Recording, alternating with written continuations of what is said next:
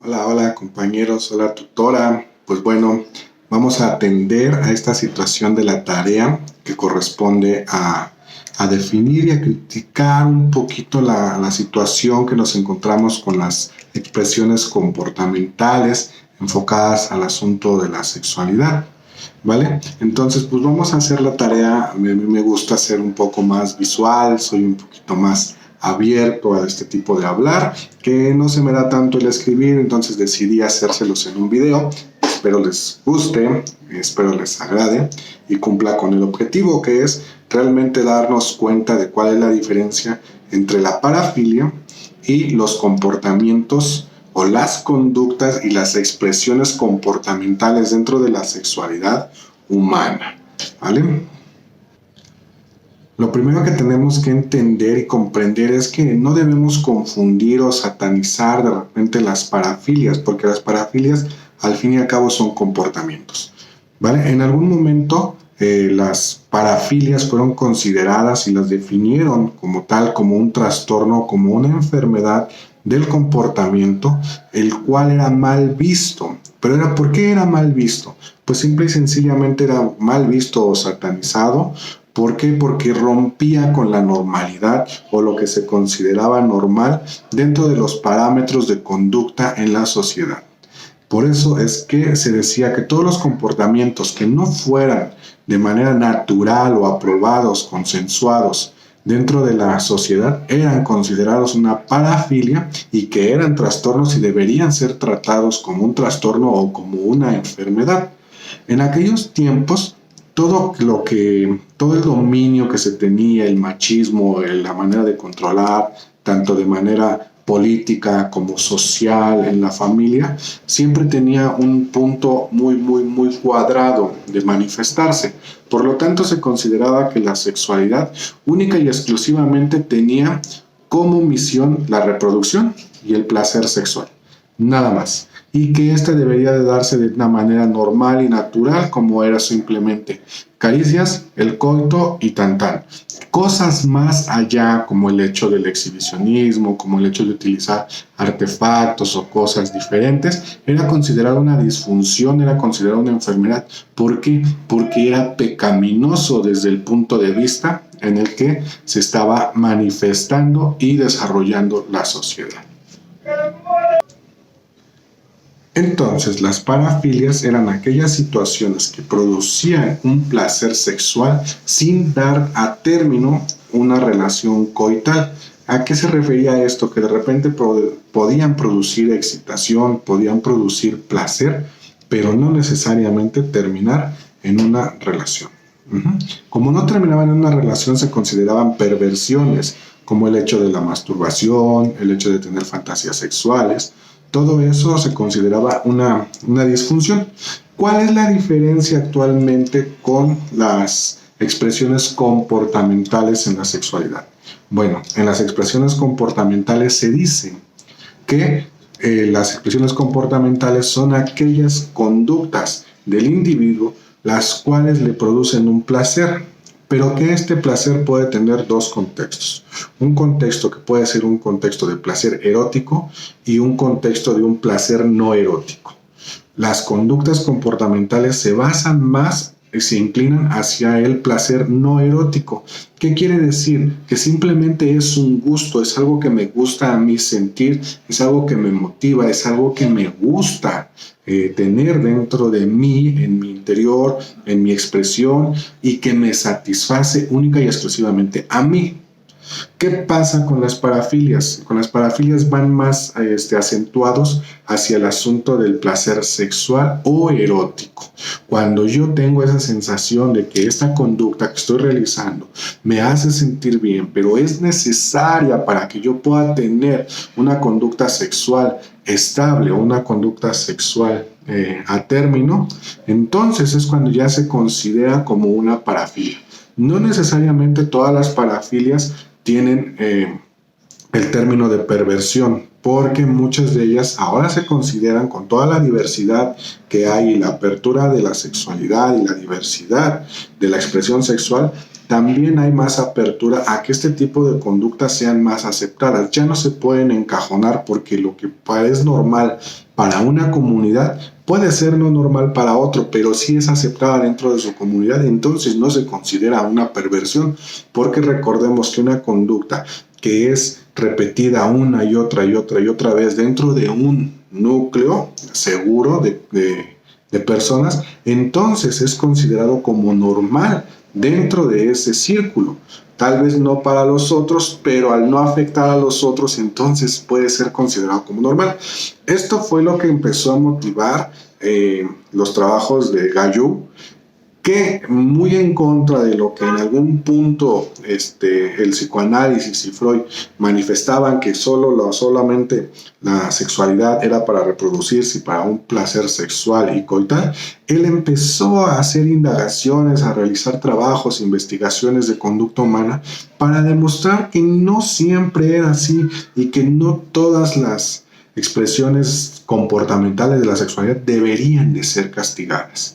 Y para eso los dividió en dos situaciones.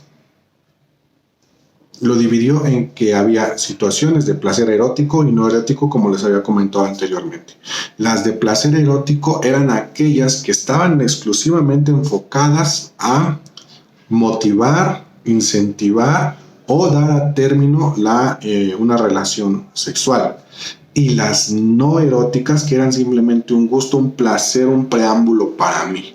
¿Vale? Esa era la pequeña gran diferencia. Y la otra gran diferencia era que las parafilias o las perversiones afectaban, humillaban o ultrajaban la integridad de un tercero. ¿Qué quiere decir? Que nosotros utilizábamos a otra persona para producir esa sensación que me produjera placer, aún sin importarnos si la otra persona estaba o no de acuerdo.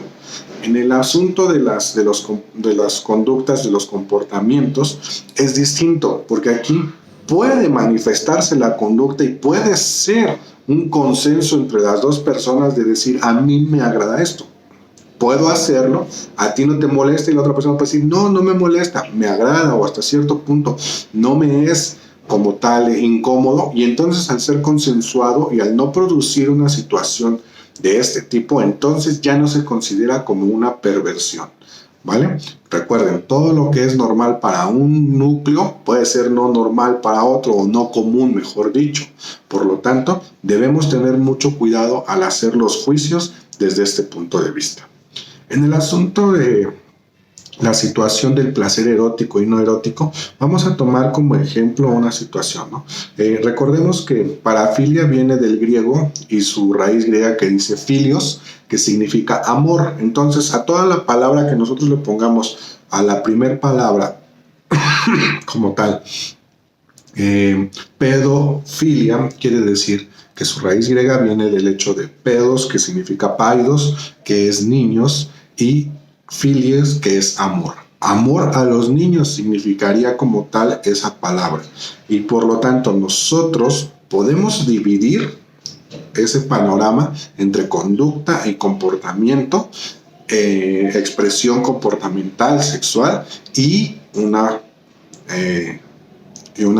parafilia. Dentro del asunto que es la conducta, la expresión comportamental, podemos decir que nosotros sí amamos a los niños, y podemos decir que es pedofilia, si lo vemos desde ese punto de vista de las raíces griegas. Y una persona que es pedófila es aquella que ama a los niños. Pueden ser las personas como son los maestros, los cuidadores, que son personas que realmente hacen su trabajo con amor hacia ese tipo de personitas.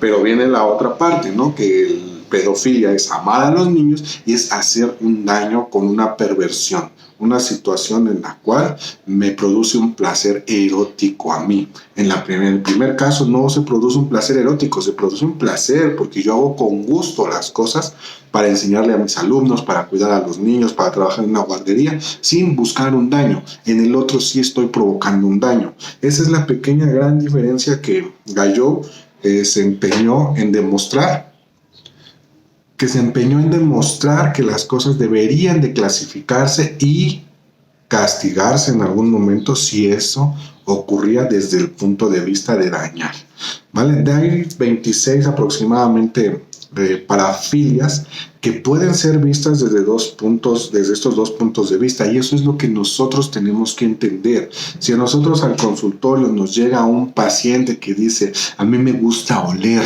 a las personas y a mí me gusta el olor de la gente, y nosotros vemos que sí existe esa parafilia, podemos clasificar y decir: uy, no, estás enfermo, no es una situación que ya te va a crear un problema, pero la realidad es de que no, ese es un gusto, ¿no? Es un placer de repente el hecho de que me gusta oler a las personas, pero tampoco soy de los que llegan y me la paso oliendo o olfateando a todas las personas, sino que solo lo hago de manera consensuada, lo hago con personas que son cercanas a mí, lo hago con personas en mi intimidad, lo hago de una manera normalizada. Ajá.